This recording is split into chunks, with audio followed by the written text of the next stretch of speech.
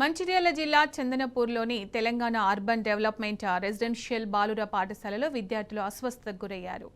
పాఠశాల ఆవరణలో దోమల మందు పిచికారీ చేయడంతో 16 మంది విద్యార్థులు తీవ్ర అస్వస్థతకు చెందారు.